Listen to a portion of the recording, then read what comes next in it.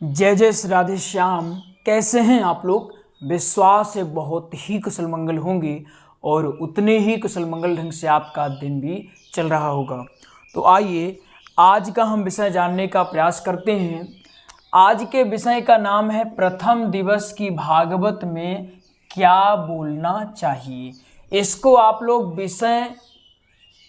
विषय वस्तु भी कह सकते हैं कि हम प्रथम दिवस की या डे 1 की विषय वस्तु को जानने वाले हैं। आप में से कुछ लोग कहेंगे गुरुजी ये जो आप बताने जा रहे हैं ये तो पहले भी आप बता चुके हैं, तो दोबारा क्यों बता रहे हैं? देखिए दोबारा नहीं, हम 100 बार बता देंगे, कोई समस्या नहीं है।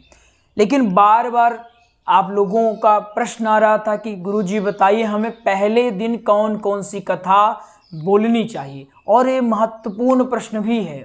अगर हमें ये पता चल जाए कि पहले दिन कौन सी कथा बोलें, दूसरे दिन कथा कौन सी बोलें, तीसरे दिन कौन सी कथा बोलें, तो कथा सीखना बहुत ही आसान हो जाएगा।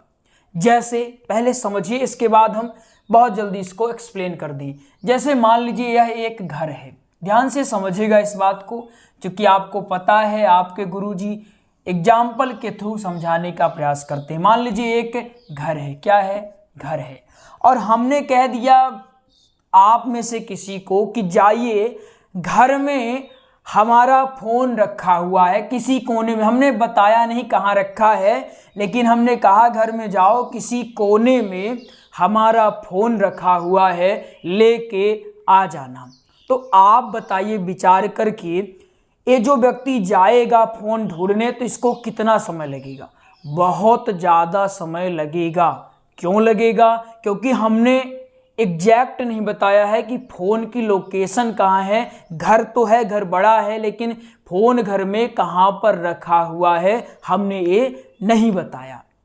लेकिन वहीं अगर इसके विपरीत हम ये कह देते हैं कि तुम जाना जो हॉल के दाएं साइड में, हॉल के दाएं या बाएं साइड में रखा हुआ है जो रूम है, वहीं पर हमारा फ़ोन रखा हुआ है, तो आप जाएंगे और तुरंत फ़ोन लेकर आ जाएंगे। आई बात समझ में इतनी?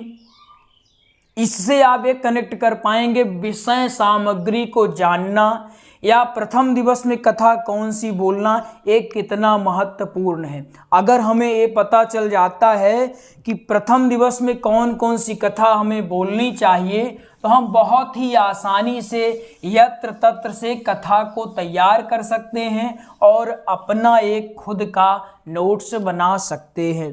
तो ये हम आज प्रथम दिवस की सामग्री बताने जा रहे हैं। अगर आपको लगता है और अगर इसमें आपने बढ़िया बढ़िया चुनिंदा कमेंट किया, तो हम इसी तरह 7 दिवस की विषय सामग्रियों को आपको बता देंगे। ठीक है, आइए हमने ये मोबाइल फ़ोन में बढ़िया से लिख के रखा है और आपको बताने का प्रयास करते हैं। हमने छांट कर इसको किया है और ये शायद ही आपको आज तक YouTube में देखने को मिला होगा। YouTube में देखने को शायद ही मिला होगा। समझिएगा आप बात को। मान लीजिए आप हैं वक्ता, ठीक है, ये वक्ताओं के लिए इम्पोर्टेंट है। वक्ता बाकी सबके लिए है इम्पोर्टेंट, लेकिन वक्ताओं के लिए खास। ये मान लीजिए कोई वक्ता है, कौन है? वक्ता है। अब ये जाते हैं व्यासपीठ पर, इनको सबसे पहला काम क्या करना चाहिए? ये सब आपकी विषय सामग्री ही है, बस हम आपको रोचक ढंग से समझाने का प्रयास कर रहे हैं ताकि आपको समझ में आ सके। ठीक है, तो सबसे पहले क्या करना चाहिए? व्यासपीठ को प्रणाम। क्या करें? ये सब विषय सामग्री के अंतर्गत ही आ रहा। व्यासपीठ को प्रणाम व विराजमान होना। सबसे पहले आपको यह कार्य कर लेना चाहिए। अपनी विषय सामग्री में लिखिए कि प्रथम दिवस की भागवत में क्या क्या करना चाहिए। उसमें पहला काम है व्यासपीठ को जाकर के प्रणाम करिए, पूजन करिए, उसके बाद आप जाकर के विराजमान हो जाइए। ये बहुत इंपॉर्टेंट है, ये प्रतिदिन करना ही है। दूसरा क्या है? संगीत टीम वाला। अब यहां आपकी काम की बात आ गई है। संगीत टीम द्वारा आरती। कुछ लोग कहते हैं, हालांकि ये वक्ता भी कर सकते हैं, लेकिन आप संगीत टीम द्वारा विधिवत ढंग से आरती करवाएं। अब जैसे कुछ लोगों का प्रश्न होता है, गुरुजी पहले मंगलाचरण करें कि आरती करें, तो ये रहा है आपका उत्तर कि पहले, अब आपको शायद पता चल चुका होगा कि पहले आरती की जाती है। अगर आपको डाउट था कि पहले आरती या मंगलाचरण, तो पहले आरती करनी चाहिए। ठीक है, तो आरती आपने करवा ली। इसके बाद वक्ता द्वारा, अब आ गए वक्ता अपने, कौन आ गए भैया? वक्ता। वक्ता मतलब आप लोग, वक्ता द्वारा मंगलाचरण। मंगलाचरण, वक्ता द्वारा मंगलाचरण, यानी कि आप मंच में बैठ के संगीत टीम आरती कर ली, अब आप मंगलाचरण बोलें। मंगलाचरण के बाद आपको क्या करना चाहिए? संकीर्तन। संकीर्तन या भजन कुछ भी आप कर सकते हैं। ठीक है, तो आपको मंगलाचरण के तुरंत बाद संकीर्तन करना चाहिए। संकीर्तन आपको हमने बता रखा है कैसे करी जाती है, आप उस वीडियो को देख सकते हैं। संकीर्तन या भजन, परेशान नहीं होना, संकीर्तन या भजन, या आप राम राम राधे राधे ये भी आप कर सकते हैं, कोई दिक्कत नहीं। इसी को संकीर्तन बोला ही जाता है। जो पांचवा चीज है, ये क्या है? वक्ता द्वारा अभिवादन। अभिवादन, अभिवादन का मतलब क्या होता है? जैसे आप जब मंगलाचरण कर लें, संकीर्तन कर लें, उसके बाद आप अभिवादन करें। कैसे करें? जैसे आपके जो यज्ञमान हैं उनका आभार व्यक्त करें, उनका नाम लें, उनके अगर पुत्र हैं, पुत्रियां हैं, उनका नाम लें, परिवार है उनका नाम लें, जो क्षेत्रवासी कथा श्रवण करने आए हैं उनका नाम लें, उनका आभार व्यक्त करें कि धन्य, जहाँ भी आप कथा कर रहे हैं, धन्य है यह क्षेत्र जहाँ पर आज से भागवती गंगा प्रवाहित होगी और आप सब इस भागवती गंगा में गोता लगाएंगे। ऐसा बढ़िया चुनिंदा शब्दों का, सुनहरे सुंदर सुंदर शब्दों का प्रयोग करके अभिवादन करेंगे। ठीक है, अभिवादन के बाद आपको क्या करना चाहिए? कथा में प्रवेश। कथा में प्रवेश, पहले इतना लिख लीजिए फिर आगे बढ़ते हैं। प्रवेश, कथा में प्रवेश का क्या मतलब होता है? जैसे आपने अभिवादन कर दिया, उसके बाद आप उतर जाइए फील्ड में कि आइए आज से हम प्रथम दिवस की कथा को प्रारंभ कर रहे हैं। ठीक है, इतना लिख लिया आप। चलिए नीचे का शायद आप लोग अभी लिख रहे होंगे, तो ऊपर का हम इरेज कर देते हैं, पूरा कर देते हैं। आप लोग तो वीडियो आप रोक भी सकते हैं, आपके पास तो सुविधा है। चलिए ठीक है, इसके बाद आप क्या करेंगे? और कौन सा था? छठा था ना, अभी सातवां है भागवत का परिचय। भागवत जी का परिचय, ये आपको हमने नोट्स में भी और क्लास में भी बता रखा है कि भागवत का परिचय कैसे देंगे।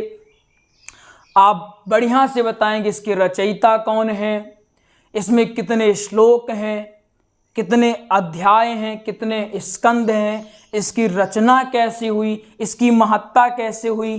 परिचय हुआ इसी में आता है, इसको प्लस कर लीजिए, महत्ता। भागवत महत्ता आपको बताना है, किस प्रकार से देवलोक से सारे देवता, अब शायद आपको याद आ रहा होगा किस प्रकार से देवलोक से सारे देवता सुधामृत लेकर आते हैं, लेकिन सुखदेव जी महाराज ने भागवतामृत देने से मना कर दिया। निष्कर्ष ये निकला कि भागवतामृत अधिक श्रेष्ठ है। ठीक है, यही है महत्ता, आपको बढ़िया से बता देनी है। फिर आपको 8वें में क्या करना है? 8वें में है श्री नारद जी व सनकादियों का मिलन। सनकादियों का मिलन, ये वाली आपको कथा बता देनी है। फिर 9वां में क्या है?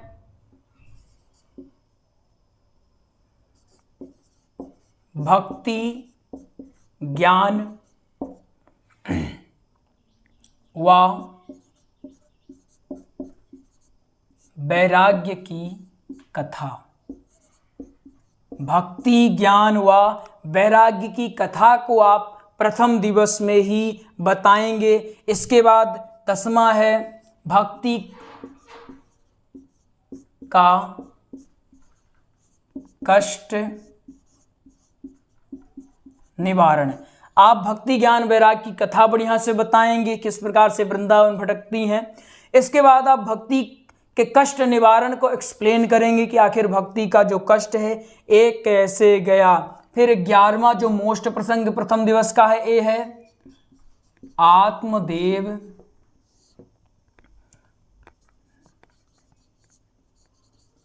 धुंधकारी और गोकर्ण प्रसंग। ठीक है, अब बताइए, इतना सिंपल है कि आप बहुत ही आराम से कर लेंगे। इसके बाद 12वां है, यहां दिख रहा है कि नहीं दिख रहा, 12वां अब आरती कर देंगे। इतना ही आपको प्रथम दिवस में। कुछ लोग इसको और ज्यादा बताते हैं, लेकिन देखिए क्या है, अगर आप प्रथम दिवस को अच्छे से एक्सप्लेन नहीं कर पाए, प्रथम दिवस में आमतौर पर होना क्या चाहिए, आपको भागवत की महिमा को ही बताना चाहिए, भागवत के महात्म को ही बताना चाहिए। इसमें ही आप अगर इसको ही एक्सप्लेन करने बैठेंगे तो कम से कम 3 घंटा आपका इसी में कवर हो जाएगा। इसको बढ़िया से बताइए। कुछ लोग जैसे ये चीज को छोड़ देते हैं, आंशिक रूप से कह देते हैं, या फिर गोकर्ण आत्मदेव जी की जो कथा है इसको कम कर देते हैं। इनको कम बिल्कुल नहीं करना, क्योंकि यही तो अपने मूल हैं। अगर आप मूल को ही छोड़ देते हैं और कथा आगे बढ़ा देते हैं तो कोई अर्थ नहीं निकलता। तो इतना आप बेहतरीन ढंग से करेंगे और इसके बाद आपका द्वितीय दिवस प्रवेश हो जाएगा। इतना जब आप कर लेंगे, इसके बाद अब आप कहेंगे कि आज से कथा यहीं समाप्त होती है, और फिर आप कोई ना कोई होमवर्क दे दीजिएगा कि कल हम कथा प्रारंभ होने से पहले आपसे पूछेंगे। जैसे गोकर्ण के बारे में कुछ पूछेंगे, भक्ति के बारे में कुछ पूछेंगे, नारद जी के बारे में कुछ पूछ सकते हैं, ये आप उनको बता देंगे। भागवत की महत्ता को आप बताएंगे। इस ढंग से आपका ये सिलेबस कवर होता है। अब बताइए, अगर आप सिलेबस जानते हैं कि अपने सिलेबस में 12 चीजें हैं, इसको अगर आप कंप्लीट कर लेते हैं तो क्या आप प्रथम दिवस की भागवत नहीं बोल पाएंगे? क्यों नहीं बोल पाएंगे? अवश्य बोल पाएंगे। सिंपल है, सिंपल ढंग से आप बोल ही पाएंगे। अगर आपको क्या पता है कि इस तरह से अपनी रणनीति है, इस ढंग से बोलना है, तो आप बुक पढ़ लीजिए, इंटरनेट में खोज लीजिए, नोट्स ले लीजिए, जैसा भी आपको लगे इस ढंग से पढ़ना है बढ़िया से पढ़ लीजिए। और इम्पोर्टेंट इसमें क्या है, एक चीज इंपॉर्टेंट समझ लीजिए, जैसे आपका सिलेबस 12 तथ्यों में या 12 टॉपिक्स में डिवाइड है, तो हर टॉपिक के लिए, हर एक टॉपिक के लिए कम से कम आपके पास 5 श्लोक और 1 भजन शुरुआती जो है उनके लिए, अगर आप आगे बढ़ चुके हैं तो कम से कम और भी ज़्यादा श्लोक आपके पास होने चाहिए। लेकिन अगर आप बिगिनर्स हैं तो 5 श्लोक और 1 भजन प्रत्येक, अर्थात आपका 12 टॉपिक है तो 12 पंचे 60 होता है। तो आपको प्रथम दिवस में कम से कम है, एक कम से कम है 60 श्लोक आपको याद होने चाहिए, और मिनिमम 15 भजन, 15 हालांकि बहुत ज़्यादा है, मिनिमम मान लीजिए 15 भजन आपकी तैयार होनी चाहिए। इस तरह आप अपना प्रथम दिवस कंप्लीट कर सकते हैं। उसके साथ साथ आप दृष्टांत देने के लिए भी चाहें तो नोट्स पढ़ सकते हैं। नोट्स की आइए आपको जानकारी देते हैं। हमने भागवत जी का व श्री राम कथा का व सत्संग का, किनका? सत्संग का हमने प्रॉपर नोट्स तैयार कर दिया। ये नोट्स आपको पीडीएफ के रूप में मिलेगा। जो भागवत जी का नोट्स है आपको अब 489 में ही मिलेगा, और श्री राम कथा का नोट्स 1449 रुपये में मिलेगा। सत्संग का नोट्स आपको 441 रुपये में मिलेगा। ठीक है ना?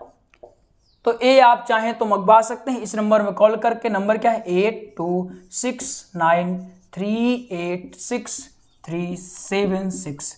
इस नंबर में कॉल कर लेंगे। स्क्रीन पर भी आपके नंबर दिया हुआ है, कॉल करके आप मंगवा सकते हैं। अब आपको लग रहा होगा ये नोट्स है क्या, एक ही स्थान पर आपको प्रसंग भी मिल जाएगा, प्रसंग भी, दृष्टांत भी और श्लोक भी शायद पहली बार आपने ऐसी रचना देखी होगी। श्लोक भी, भजन भी आपको मिल जाएगा। और ख़ास बात यह है कि ये सारे, जैसे भागवत का जो नोट्स है 7 दिनों में अलग अलग डिवाइड है, श्री राम कथा का नोट्स 9 दिनों में अलग अलग डिवाइड है, सत्संग भी अलग अलग है। आपको ये ढूंढना नहीं पड़ेगा गुरुजी पहले दिन क्या बोलें, दूसरे दिन क्या बोलें, तीसरे दिन क्या बोलें। सबसे गंभीर समस्या तो यही होती है। तो नोट्स पढ़ने के बाद आपको ये किसी से भी नहीं पूछना है। तो विश्वास से आपको समझ में आ गया होगा। अगर फिर भी न आए तो फिर भी बताइएगा, फिर भी बताने के लिए तैयार हैं। बढ़िया से लगन से पढ़िएगा। गर्मी बहुत भयंकर है। आज चूँकि दोपहरी में अभी सफ़र से आ रहे थे और आते आते तुरंत हमने देखा 10-15 कमेंट थे इसके लिए कि आप बताइए हमें पहले दिन क्या क्या बोलें। तो हमने तुरंत स्टार्ट किया और बनाने बैठ गए आपसे। तो चलिए मिलते हैं अगले प्रसंग में, तब तक के लिए जय जय श्री राधे श्याम।